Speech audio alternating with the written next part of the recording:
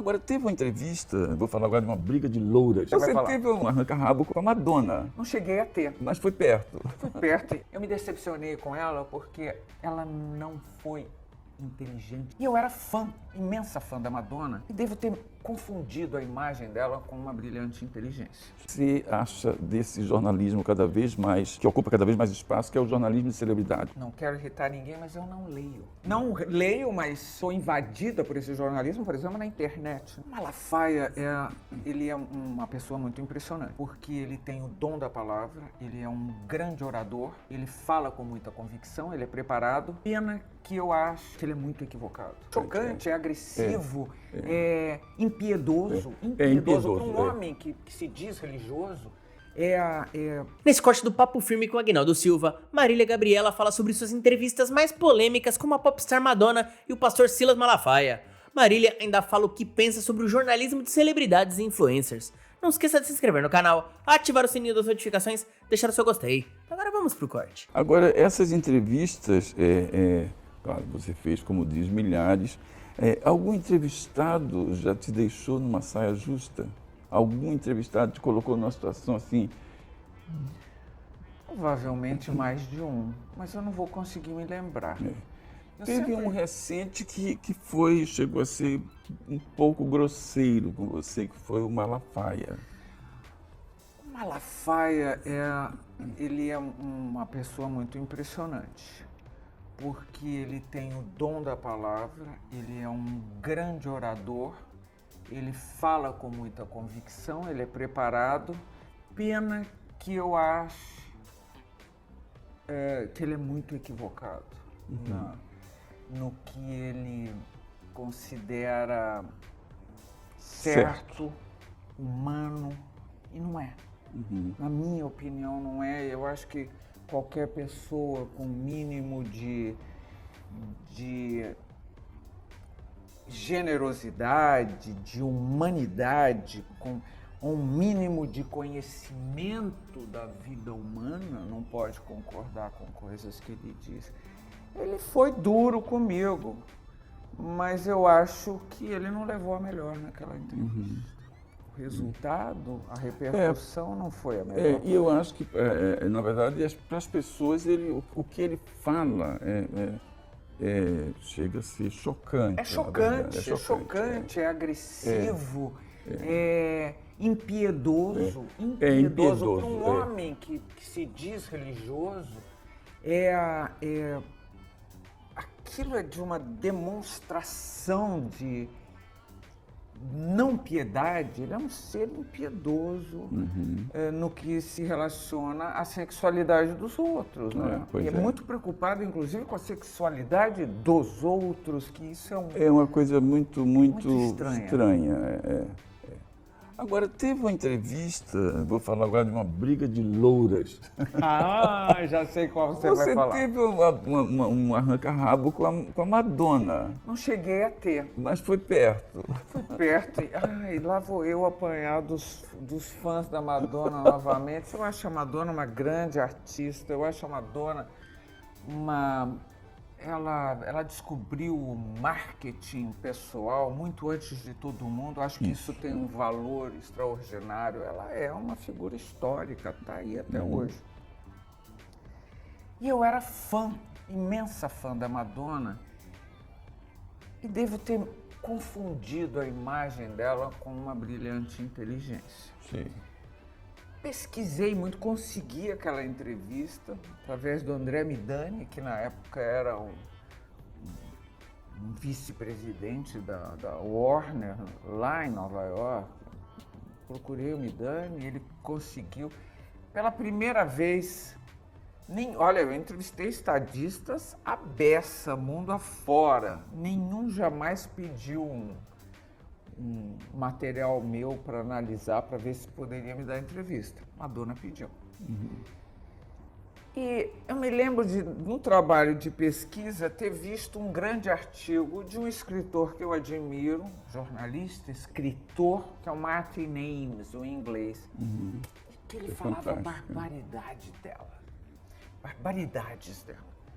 Eu falei, nossa, que Martin Amis mais intolerante, por que isso? Que isso? Que raiva dela. E aí depois eu dei toda a razão à Martinez. Ela tinha, quando fui vê-la, ela tinha um extra-ego, era uma coisa assim, que hoje em dia acho até normal, para alguém que subiu, passou de giro, né? E tantas pessoas hoje nesse universo da celebrização mundial, muita gente passa de giro. Mas foi mais do que isso. Eu me decepcionei com ela porque ela não foi inteligente como eu esperava que ela seria. Eu fiz uma entrevista com 49 perguntas. Você sabe que são 49 perguntas, dá para uma semana de entrevista no ar. E eu tinha colocações ali importantes, na minha opinião. Por exemplo, eu já tinha entrevistado a Camille Paglia, essa grande intelectual americana. Eu fui a Filadélfia entrevistá-la, depois ela veio a São Paulo, jantou na minha casa e tudo. E a Camille Paglia disse na entrevista dela que a Camille saiu um dia falando muito bem da Madonna. E aí eu perguntei, cobrei dela aquela visão que ela tinha da Madonna. Ela falou assim, não, a Madonna já não é mais aquilo. Ela cedeu a publicidade, ela cedeu à propaganda. Ela não é, porque ela considerava a Madonna um símbolo da luta feminina mesmo, uma existência feminina. E eu coloquei isso, inclusive, para a Madonna, né? Como é que você analisa o que a Camille Paglia falou de você, que você teria cedido a fama? Aí ela virou e fez assim, olhou, isso é só para você ter uma noção de como ela tratou a minha entrevista. Ela virou e fez assim, nada, ela fala isso porque eu não dei entrevista para ela. Entendeu ou não? Ela limitou e ela deu respostas desse naipe para todas as perguntas que eu fiz, tanto é que 49 perguntas viraram um programa de quase 1 hora apenas. E ela tinha ela levou uns amiguinhos, muito.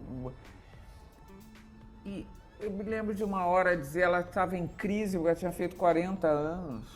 E eu falei, você está muito bem, você nunca esteve tão bem, né? Tão bonita, um corpo sensacional. E ela olhou e fez, obrigada, como se eu estivesse cantando ela, sabe? E ela olhou para aqueles amigos que começaram a se divertir ali, às minhas custas. Foi uma coisa meio pavorosa. E a hora que acabou, ela só foi bastante rápida, o que significa que ela é muito esperta, mais do que ser uma pessoa muito inteligente, no bate-bola. Que ali, você sendo esperta, você acha umas respostas rápidas. O Kissinger, por exemplo, se recusou a responder ao bate-bola. E eu fazia, pelo amor de Deus, faz parte do meu programa, se eu tenho que responder, eu tenho que levar esse bate-bola. E ele fazia, não quero, não. E ele saindo da sala, ele falou, tá bom, vou fazer. Começou a rir de mim, vou fazer. Começou a fazer, deu 3 respostas rápidas e falou, não vou fazer. Ele percebeu que ali morava o perigo, ao contrário dela. Que ali ela se saiu muito bem, porque ela tinha umas respostas espertas. E a hora que eu saí, a assessora de imprensa dela, muito gentil, uma garota, acho que era holandesa, ela falou, foi ótimo. Eu falei, não, foi péssimo. Ela falou, você achou por quê? Eu falei, foi péssimo. Ela foi muito blasé com a entrevista. Ela virou, puxou de lado, fez assim, ela é sempre assim, com uma cara muito sofrida. Ela é sempre assim, Marília Gabriela, sempre assim. Enfim, essa foi a minha experiência com ela, mas eu podia ter jogado a entrevista fora e não ter me submetido ao tribunal. Aqui me submeti expondo a entrevista, mas eu fiz questão de botar no ar, ainda que ela me maltratasse visivelmente ali no ar, entendeu? Foi. Quando o entrevistado é escorregadio ou não rende nas respostas, o que você não faz, mas tem vontade? Vou te contar uma outra história engraçada que se passou comigo. Eu entrevistei o Jack Palance, lembra dele? Lembro. Aquele maravilhoso ator. Sim. E eu entrevistei.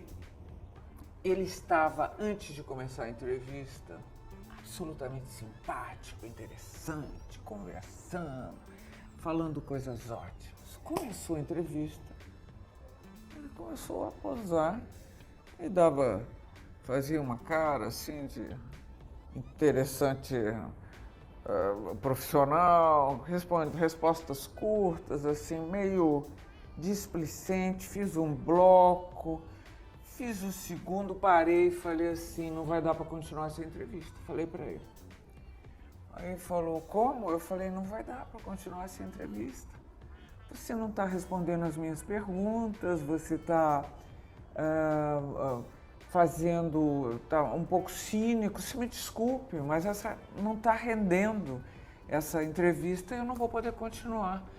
Aí ele pediu desculpas e tal, e aí começamos e ele deu uma entrevista maravilhosa, porque virou espontâneo, natural, ficou atento, atencioso, além de atento, atencioso no sentido de cuidadoso. Ou seja, simbolicamente você deu com o microfone na cabeça dele. Dei com o microfone na cabeça dele. Às vezes eu tenho vontade de parar em algumas entrevistas. Eu acho até que já andei limitando bem meu número de entrevistas, que como você sabe, eu agora só faço o meu programa no GNT.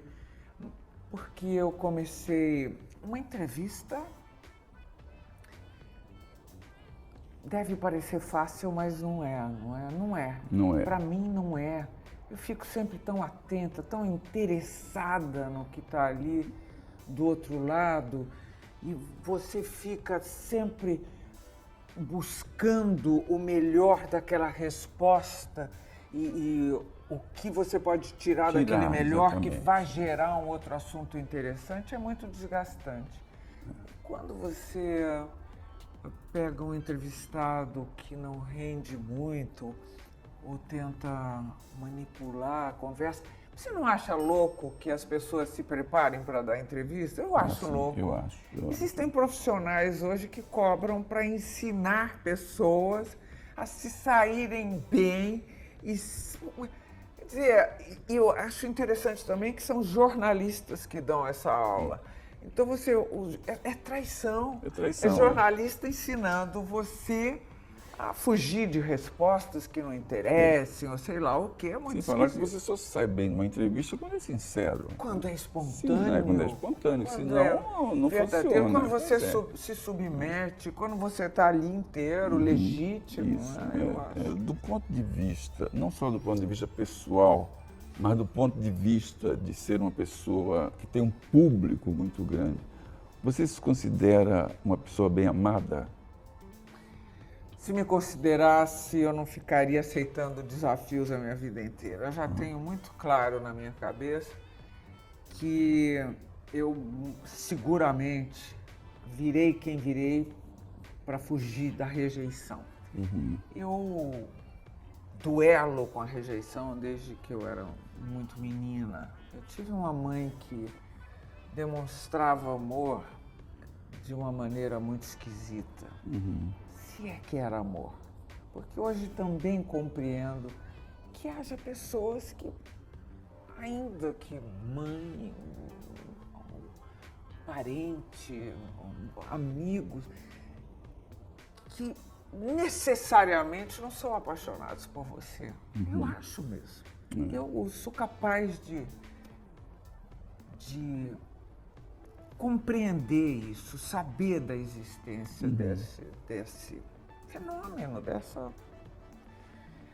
E então eu tenho a impressão que eu passei a vida duelando a rejeição, contra a rejeição, entendeu? Acho que virei por isso. Eu não me sinto bem amada. Eu sei quem me ama. Eu percebo o momento em que me amam. Sim, sim. Não me estabeleço nessa sensação agradável de estar sendo amada, porque quem te ama, em seguida, pode não estar te amando exatamente, entendeu? Então, eu por vezes me sinto amada e é bom, dá um calorzinho, é quentinho, dá uma paz, mas me ligo em seguida para o próximo e para próximo e para a próxima existência, para o próximo minuto de existência, porque não é fácil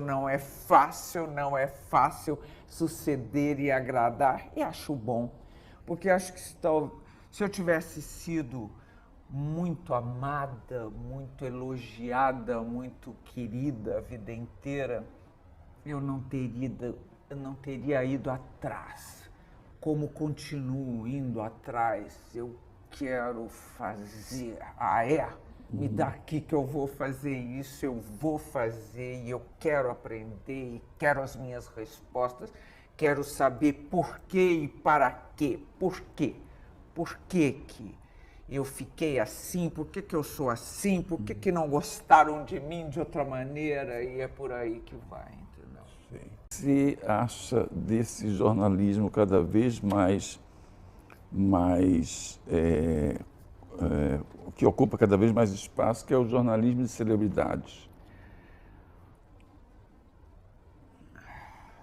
Não quero irritar ninguém, mas eu não leio. Não leio, mas sou invadida por esse jornalismo, por exemplo, na internet, né?